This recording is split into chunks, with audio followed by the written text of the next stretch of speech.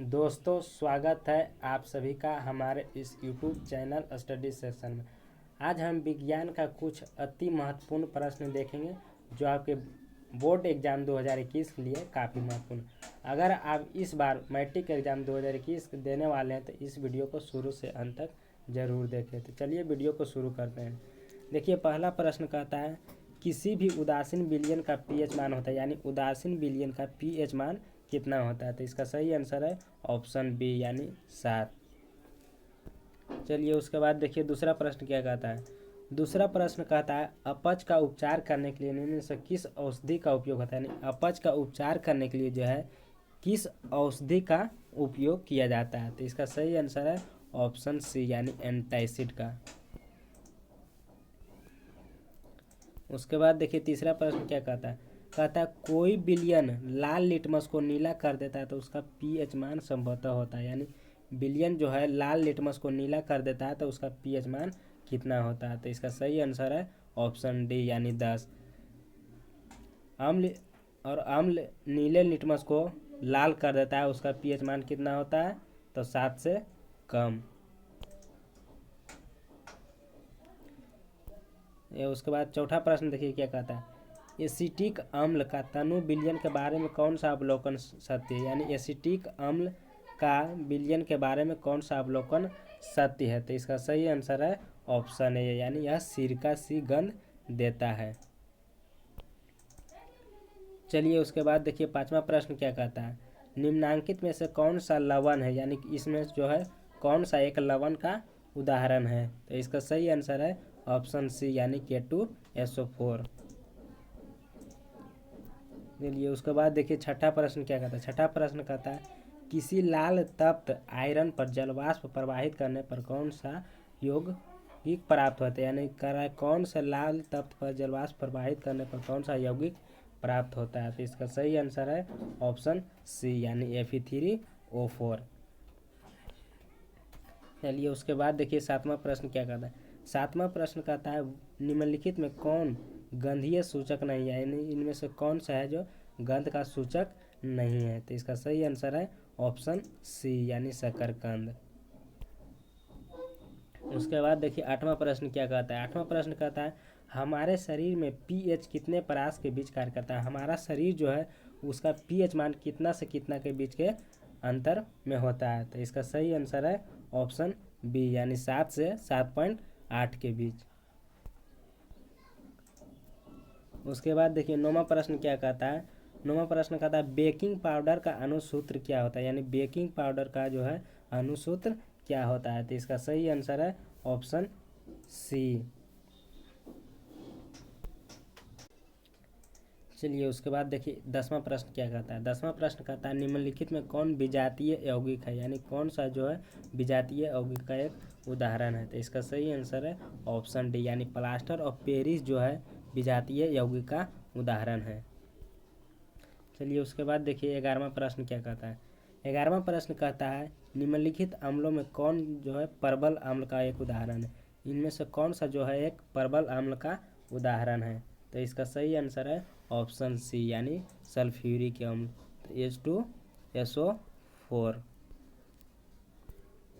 उसके बाद देखिए 12वां प्रश्न क्या कहता है।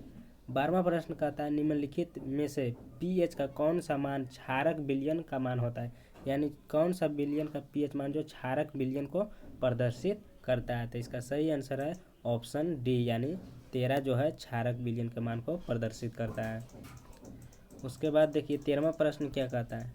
13वां प्रश्न कहता है सोडियम क्लोराइड के जलीय विलयन से विद्युत धारा प्रवाहित करने पर वह वियोजित होकर सोडियम हाइड्रोक्साइड बनाता है, इस प्रक्रिया को क्या कहते हैं। तो इसका सही आंसर है ऑप्शन ए यानी क्लोर क्षार अभिक्रिया जो है हमारा बिल्कुल सही आंसर है। चलिए उसके बाद देखिए 14वां प्रश्न क्या कहता है। 14वां प्रश्न कहता है निम्नलिखित में कौन क्षारक नहीं है, यानी इनमें से कौन जो है क्षारक नहीं है। तो इसका सही आंसर है ऑप्शन बी यानी NaCl। उसके बाद देखिए 15वां प्रश्न क्या कहता है निम्नलिखित क्षारकों में कौन प्रबल क्षारक है, यानी इनमें से कौन जो है प्रबल क्षारक का एक उदाहरण है। तो इसका सही आंसर है ऑप्शन बी यानी NaOH जो है परवल क्षारक का एक उदाहरण है। ये उसके बाद देखिए 16वां प्रश्न क्या कहता है एसिटिक अम्ल का IUPAC नाम क्या है, यानी एसिटिक अम्ल का जो है IUPAC नाम क्या है। तो इसका सही आंसर है ऑप्शन ए यानी एथेनोइक अम्ल जो है एसिटिक अम्ल का IUPAC नाम है। उसके बाद देखिए 17वां प्रश्न क्या कहता है। 17वां प्रश्न कहता है लवण Na2CO3 का जलीय विलयन का pH है, यानी लवण जो है Na2CO3 का विलयन का pH मान कितना होता है। तो इसका सही आंसर है ऑप्शन बी यानी 7 से अधिक जो है लवण का pH मान होता है। इसके बाद देखिए 18वां प्रश्न क्या कहता है शुद्ध जल का pH मान होता है, यानी शुद्ध जल का जो है pH मान कितना होता है। तो इसका सही आंसर है ऑप्शन बी यानी 7 जो है शुद्ध जल का pH मान होता है। चलिए उसके बाद देखिए 19वां प्रश्न क्या कहता है। 19वां प्रश्न कहता है दांतों को साफ करने के लिए दंत मंजन पराया जाता है, यानी दांतों को साफ करने के लिए कौन सा मंजन का प्रयोग किया जाता है। तो इसका सही आंसर है ऑप्शन ए यानी क्षारीय का प्रयोग किया जाता है, क्षारीय का जो है प्रयोग किया जाता है। उसके बाद देखिए 20वां प्रश्न कहता है पोटास एलम कहते हैं, यानी पोटास एलम को क्या कहा जाता है। तो इसका सही आंसर है ऑप्शन डी यानी एक दिक वन कहते हैं, यानी पोटास एलम को जो है एक दिक वन के नाम से जाना जाता है। उसके बाद देखिए 21वां प्रश्न क्या कहता है निम्नलिखित में कौन सा आयन लाल लिटमस को नीला कर देता है, यानी कौन सा आयन जो है लाल लिटमस को नीला कर देता है। तो इसका सही आंसर है ऑप्शन बी यानी OH माइनस। उसके बाद देखिए 22वां प्रश्न क्या कहता है। 22वां प्रश्न कहता है हाइड्रोजन युक्त सभी यौगिक होते हैं, यानी हाइड्रोजन युक्त सभी यौगिक होते हैं। तो इसका सही आंसर है अम्लीय, यानी हाइड्रोजन यौगिक युक्त जो होते हैं सभी अम्लीय होते हैं। उसके बाद देखिए 23वां प्रश्न क्या कहता है pH में P का सूचक है, यानी pH में जो है P को किस अथी से सूचित किया जाता है या किस नाम से सूचित किया जाता है। तो इसका सही आंसर है ऑप्शन ए यानी पुषांश के नाम से सूचित किया जाता है। उसके बाद देखिए 24वां प्रश्न क्या कहता है। 24वां प्रश्न कहता है एसिटिक अम्ल का प्राकृतिक स्रोत निम्नलिखित में से कौन सा है, यानी एसिटिक अम्ल का जो है प्राकृतिक स्रोत का एक रूप का उदाहरण है। तो इसमें सही आंसर है ऑप्शन बी यानी सिरका जो है एसिटिक अम्ल का एक उदाहरण है। उसके बाद देखिए 25वां प्रश्न क्या कहता है।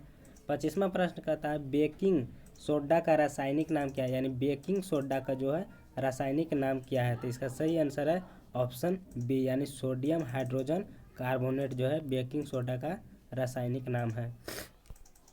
देखिए दोस्तों इसका आंसर आपको कमेंट बॉक्स में बताना है, ठीक है। कहता है चींटी के डंक और नेटल के डंक में कौन सा अम्ल पाया जाता है, यानी चींटी के डंक और नेटल के डंक में कौन सा अम्ल का प्रयोग रहता है। तो इसका सही आंसर है आपको बताना है कमेंट बॉक्स में। मिलते हैं अगले वीडियो में।